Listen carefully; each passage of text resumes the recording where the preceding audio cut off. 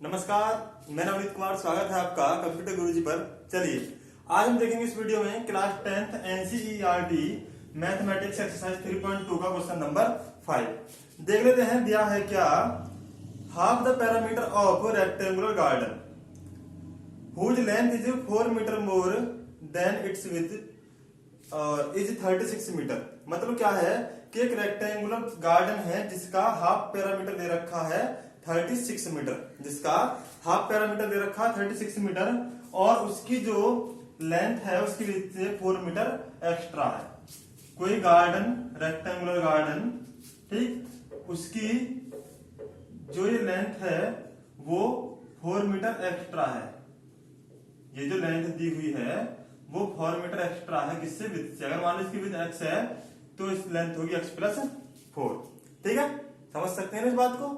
चलिए, लेकिन फिलहाल हम क्या करेंगे देख लेते हैं।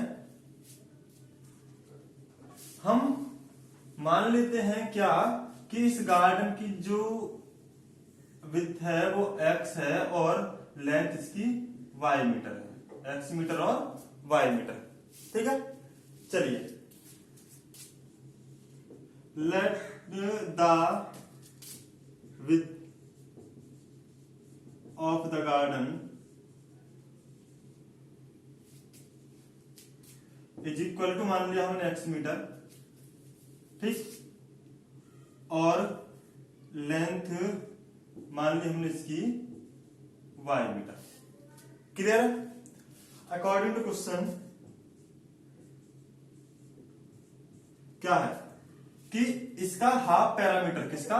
रेक्टेंगुलर गार्डन का हाफ पैरामीटर यानी 1/2 ब्रैकेट में x plus y is equal to 36 दे रखा हाफ।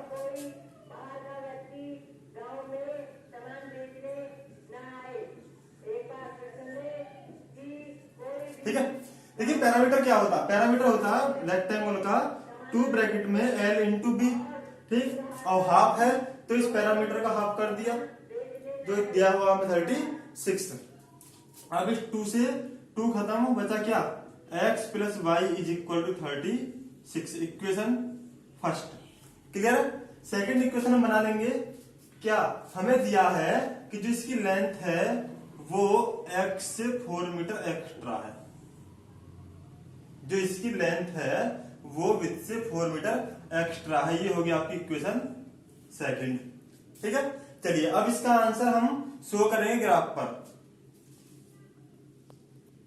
जैसा कि आप जानते हैं कि ग्राफ पर इसका आंसर शो करने के लिए करना क्या होगा, अब हमें पहले इन दोनों इक्वेशंस के 3 सॉल्यूशन लिखने होंगे।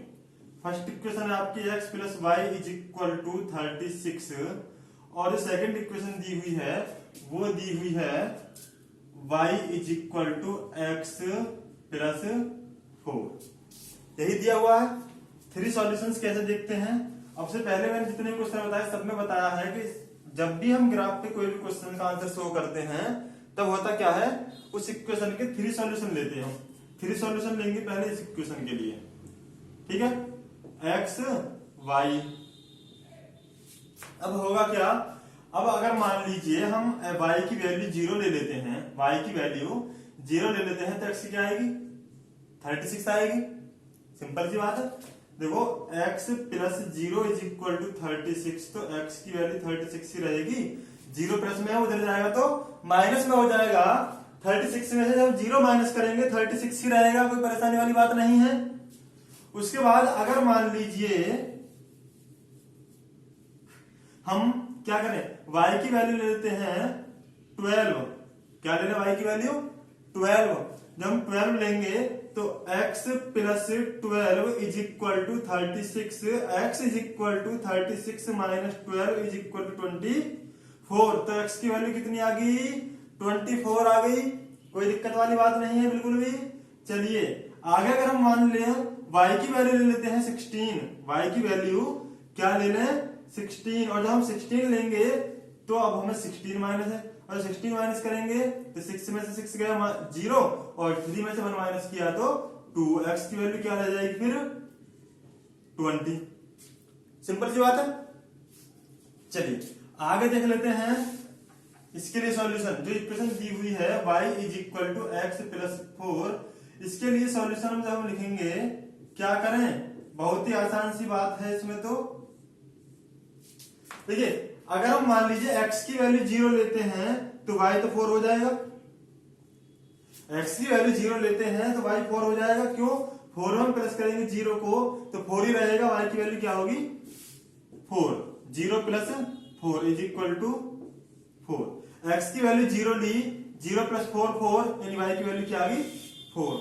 अब अगर मान लीजिए हम x की वैल्यू 4 लेते हैं, x की वैल्यू अगर हम 4 लेते हैं तब y की वैल्यू हो जाएगी आपका 8। क्यों, x की यहां पर हो गया 4 और 4 हो गया आपका 8। ठीक है, चलिए आगे देख लेते हैं। अगर मान लीजिए हम x की वैल्यू ले लें 8, x की वैल्यू ले लें हम 8 तो y क्या हो जाएगा 8 प्लस 4 हो गया आपका 12। ठीक है, चलिए अब बना लेते हैं ग्राफ। ये हो गया आपका y एक्सिस, ये हो गया आपका x axis, y x dash y dash, सभी को पता 0 प्लस 1 2 3 4 5 6 7, इधर ले लेते हैं 1 2 3 4 5 6 7, 1 2 3 4 5, 1 2 3 4 5 6 7। चलिए देखिए इधर वाली लाइन को थोड़ा और बड़ा कर लें, कितना हो गया 1 2 3 4 5 6 7 8 9। ठीक है, लिख लोगे, सभी लिख लेना। यहां पे ले लेंगे हम प्लस का 4, प्लस के 4 बाद आएगा आपका 8 12 16 20 24 28 32 36। ठीक है, हमने क्यों लिया ये है, क्योंकि अगर हम 36 तक की डिजिट यहां पर लेंगे तो बहुत ही ज्यादा लंबा हो जाएगा ये पैराग्राफ यानी ग्राफ। तो करना क्या है, हमने एक पॉइंट पर 4 ले लिया, यानी यहाँ पर 4, उसके बाद ये 4 तो 4 हम प्लस करेंगे तो 8 12 16 20 24 28 32 और 36 तक हमने बना दिया। ऐसे ही इधर देखेंगे -4 -8 -12 -16 -20, ऐसे जब हम ऊपर देखेंगे प्लस का 4 8 12 16 20 24 28। ठीक है, चलिए नीचे लिख लेना। अब होगा क्या, यहां देखिए x 36 और y 0, x पर 36 और y पर 0, y पर 0 तो यहां होगा और x पर 36 यहां होगा, यानी कहां हुआ ये वाला पॉइंट। ठीक है, x के लिए देखें तो 36 पर है, y के हिसाब से देखें तो 0 की लाइन में है। ठीक है, 24 और 12, 24 यहां और 12 आएगा आपका यहां, y पर 12 और x पर 24। ठीक, लिख लेना यहां पर कैसे कि 24, 12, ऐसे 20 और 16, x पर 20 y पर 16 हमने देखा तो ये गया यहां। ठीक है, उसके बाद हम यहां आते हैं 0x पर y पर 4, 0x पर y पर 4, देखो y पर 4 तो यहां होगा और 0 पर ही है। अगर x की वैल्यू में देखें इसे तो 0 पर ही है और y पर 4 है। क्लियर, 4 और 8, x पर 4 y पर 8 कहां गया यहां, 8 और 12 यानी x पर 8 y पर 12, लगभग ये गया आपका यहां। देखिए जब ग्राफ बनाओगे तो बिल्कुल सीधा सीधा पॉइंट लगेगा इसका। ठीक है, जब इसे स्केल से आप बनाओगे। अब क्या करें, इन तीनों पॉइंट्स को आपस में मिला दें, ऐसे इन तीनों पॉइंट्स को आपस में मिला दें तो होगा क्या, जब इसे आप स्केल से बनाओगे बिल्कुल सीधा जाएगा यहां से, बिल्कुल सीधा जाएगा यहां से। देखिए लाइन में अलग अलग डिफरेंस होने की वजह से थोड़ा आउट बैठ रहे लाइन, जब आप इसे बनाओगे तब ये जाएगा यहां से और ये एक दूसरे को क्रॉस करेंगे किस पर, ये करेंगे एक दूसरे से क्रॉस 16 कॉमा